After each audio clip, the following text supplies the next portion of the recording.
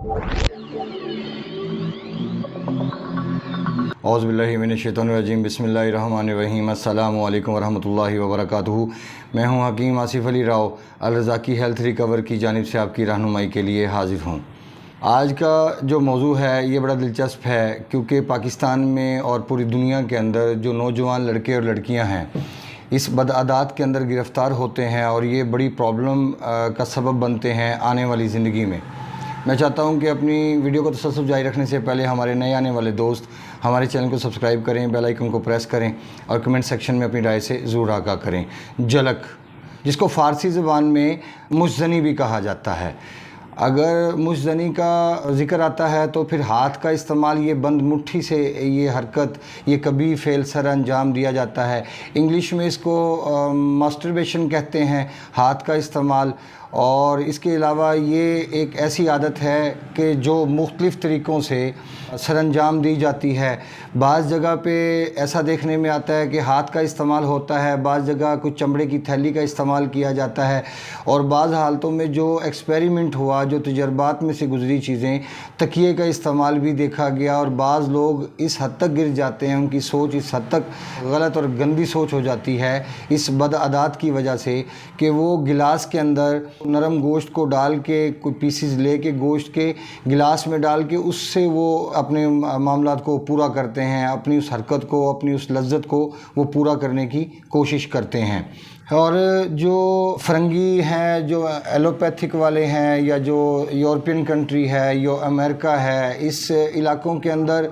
اور چین کے اندر بھی، چونکہ یہ لوگ اللہ اس کے رسول سے بہت دور ہوتے ہیں، اور چونکہ اللہ اس کے رسول سے دور ہونے کی پھر یہ نتیجہ نکلتا ہے کہ انسان مختلف قسم کی نفسیاتی کیفیات کے اندر گرفتار ہو جاتا ہے اور بدعادات کے اندر چلا جاتا ہے، اور اس میں پھر اس کو کوئی دکھ اور کوئی تکلیف کا احساس نہیں ہوتا۔ اور جو میں بتا رہا تھا، چین یا امریکہ یا اس قسم کی جو ممالک ہیں جو اللہ اس کے رسول سے بہت دور ہیں، اب تو پاکستان جیسے ممالک کا بھی حالات ہم کیا کہیں، لیکن الحمدللہ پھر بھی باقی دوسرے ملکوں کی نسبت بہت بہترین کنڈیشن ہے یہاں کی، لیکن یہاں بھی تکلیف دہ مراحل کا سامنا کرنا پڑ رہا ہے ہمارے نوجوان بچے اور بچیوں کو۔ یہ یاد رکھیے گا کہ کوئی بھی بچہ ماں کے پیٹ سے اس قسم کی حرکت کو لے کے پیدا نہیں ہوتا۔ دنیا کے جو معاملات ہوتے ہیں، دنیا کے جو گیدرنگ ہوتی ہے، جو ہمارا اٹھنا بیٹھنا ہے لوگوں کے اندر، وہ ان چیزوں کو تقویت فراہم کرتا ہے۔ یا کوئی بچہ بچپن میں کوئی ایسی چیز کرتے ہوئے دیکھتا ہے، ہم بستری کے دوران کسی کو دیکھ لیتا ہے، یا اس کی آنکھ کھل جاتی ہے، وہ ماں باپ کو اس کنڈیشن میں دیکھ لیتا ہے، تو یہ چیزیں بہت زیادہ برے اثرات مرتب کرتی ہیں اولاد پر، اور وہ تکلیف میں آ جاتے ہیں۔ اب جو چین اور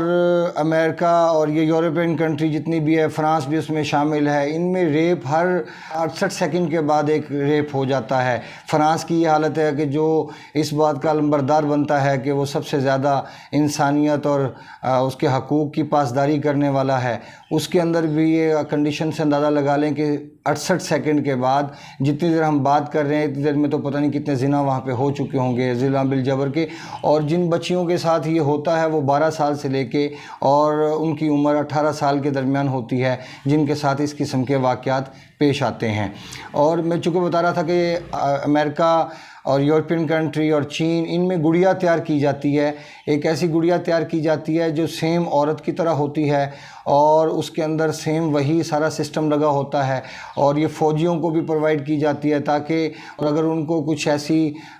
تکلیف کا سامنا کرنا پڑتا ہے کہ وہ ڈسچارج ہونا چاہتے تو وہ ان گڑیوں کا استعمال کریں۔ اور میں سمجھتا ہوں کہ یہ بہت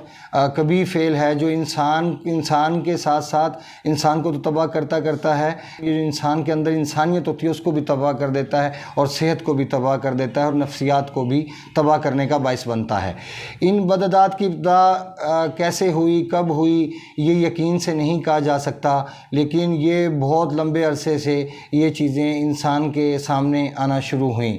کیونکہ ایسا معلوم ہوتا ہے کہ بچپن میں کم و بیش ہر بچہ اپنی ناسمجھی کے دوران اس قسم کی بدعادات میں گرفتار ہوتا ہے، لیکن کچھ بچے ایسے ہوتے ہیں جو اس کنڈیشن سے باہر نکل جاتے ہیں، اور بہت سارے ایسے ہوتے ہیں کہ جو اس کنڈیشن سے باہر نہیں نکل پاتے اور مسلسل تکلیف کا سامنا کرنا پڑتا ہے، اور ان کے اندر وہ ایک کھوکھلے انسان کی صورت میں سامنے رہ جاتے ہیں۔ دیکھنے میں بزرگ انسان نظر آتے ہیں لیکن اندرونی طور پہ وہ بالکل کھوکھلے ہو چکے ہوتے ہیں۔